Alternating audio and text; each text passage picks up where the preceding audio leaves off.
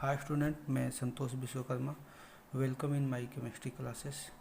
Today I will start class 11th chemistry unit 2 atomic structure. और this is a part 2 video. और today is my topic is limitation of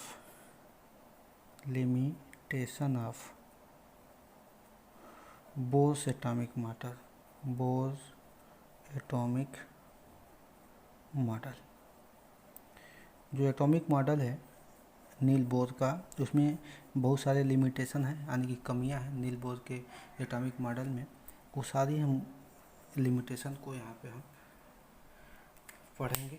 तो पहला limitation है, limitation बहुत सारा है इनको लिमिटेशन के नाम से लिमिटेशन कर सकते हैं, वीकनेस कर सकते हैं आप बोस मॉडल. आप ऐसे जैसे ड्रॉबैक कर सकते हैं, बात एक ही है. तो सबसे पहले जो नील बोर हैं उन्होंने एटम के बारे में बात एक्सप्लेन किया था. एटम के स्ट्रक्चर कैसे होते हैं, उनका एंगुलर मोमेंटम कैसा होता है, इसके बारे में उन्होंने एक्सप्लेन किया था. तो लेकिन ये मॉलिक्यूल के बारे में नहीं बता पाए थे और ना ही एटम के 3D स्ट्रक्चर के बारे में बता पाए थे. तो ये सब इनकी लिमिटेशन हो गई. तो इसको हम यहाँ पे राइट डाउन कर लिख सकते हैं. It does not explain shape of molecule. और दूसरा लिमिटेशन लिख सकते हैं, इट डज नॉट एक्सप्लेन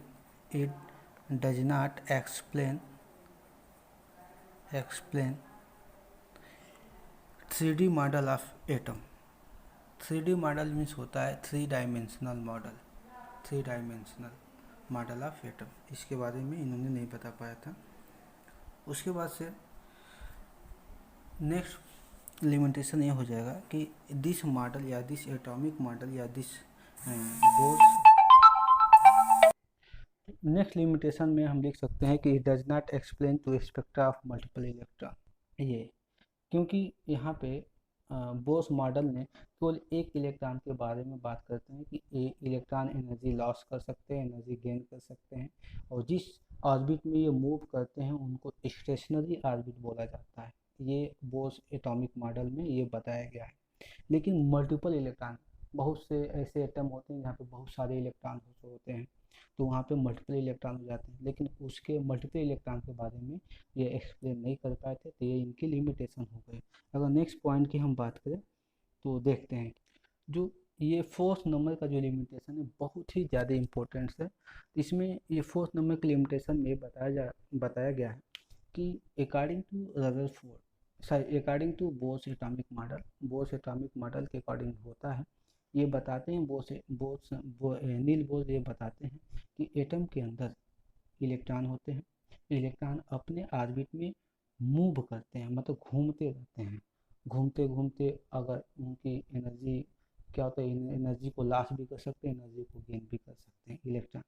लेकिन according to Maxwell classical theory, अगर मैक्सवेल का क्लासिकल थियरी हम देखें तो क्या होता है कि कोई भी अगर चार्ज पार्टिकल, इलेक्ट्रॉन भी तो चार्ज पार्टिकल है, कोई भी चार्ज पार्टिकल अपने ओरिजिनल पाथ में, यानी कि अपने ओरिजिनल ऑर्बिट में अगर मूव करता रहता है तो वो क्या होता है कि वो अपनी एनर्जी लॉस करता चला जाता है, और एक ऐसा टाइम आता है कि सारी एनर्जी उसकी लॉस हो जाती है और वो अपने सेंटर में गिर जाता है.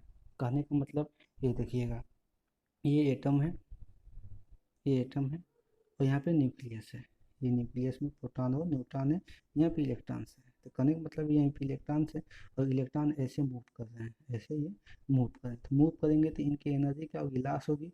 और लॉस होते होते जब एनर्जी पूरी पूरी लॉस हो जाएगी तो ये आके न्यूक्लियस में गिर जाएंगे. तो जिससे एटम का स्टेबिलिटी क्या हो जाएगा, ख़त्म हो जाएगा. तो यानी कि ये चीज़ें बोस ने बताया था कि इलेक्ट्रॉन क्या होते हैं, एनर्जी गेन करते हैं और एनर्जी लॉस भी करते हैं. लेकिन इनकी स्टेबिलिटी के बारे में ये नहीं बता पाए, इलेक्ट्रॉन की स्टेबिलिटी के बारे में कि एटम के अंदर इलेक्ट्रॉन और प्रोटॉन या इलेक्ट्रॉन और न्यूक्लियस कैसे स्टेबल होते हैं. तो इस चीज़ को मैक्सवेल ने क्या किया था, इनकी थियोरी को फॉल्स साबित कर दिया था. तो इसको हम लिख लेते हैं. ये हो गई टोटल मैक्सवेल की कहानी. तो मैक्सवेल ये बताना चाहते हैं कि मैक्सवेल का एक थियरी आया था जिसका नाम था क्लासिकल इलेक्ट्रोमैग्नेटिक थियरी. ये मैक्सवेल का था. इन्होंने बताया था कि जब चार्ज पार्टिकल किसी भी ऑर्बिट में मूव करता है तो कंटिन्यूसली क्या करता है, अपनी एनर्जी को लॉस करता है, जैसे हमने ऊपर बताया यहाँ पे, जैसे लॉस करता है। और धीरे धीरे लॉस करते करते, और वो लॉस, एनर्जी लॉस किसके फॉर्म में करता है, इलेक्ट्रोमैग्नेटिक रेडिएशन के फॉर्म में करता है। और धीरे धीरे हर टर्न पे, जहाँ पे मतलब जहाँ जहाँ यहाँ से इस टर्न पे आया, फिर हर टर्न, जितना भी टर्न होगा, जितना भी वो घूमेगा उतनी भी एनर्जी लॉस होगा। और धीरे धीरे इसकी सारी एनर्जी इलेक्ट्रॉन की लॉस हो जाएगी।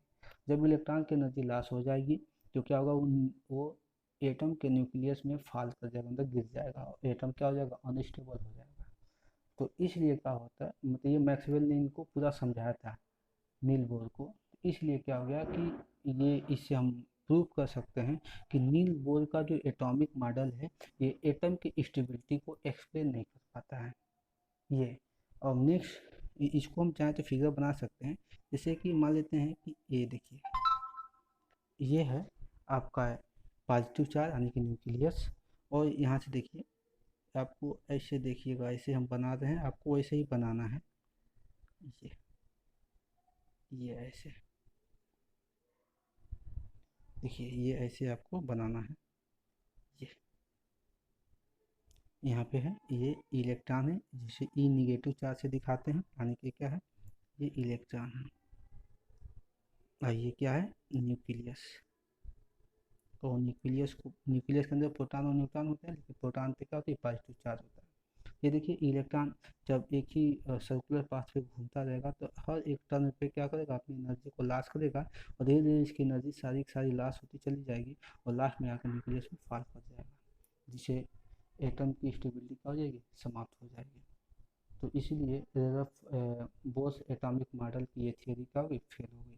अगर नेक्स्ट की हम बात करें, नेक्स्ट लिमिटेशन की बात करें, तो इनका जो एटॉमिक मॉडल है, ये हाइड्रोजन स्पेक्ट्रा को एक्सप्लेन नहीं कर पाता है, हाइड्रोजन स्पेक्ट्रा को एक्सप्लेन नहीं कर पाता है। लिख सकते हैं कि दिस थियरी या this model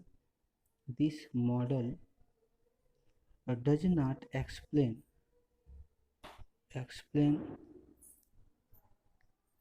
fine spectra of hydrogen, fine spectra of hydrogen. अब ये स्पेक्ट्रा क्या होता है, इसको हम आगे की टॉपिक में, इसी चैप्टर में, आगे के टॉपिक में देखेंगे। Thanks for watching my this video.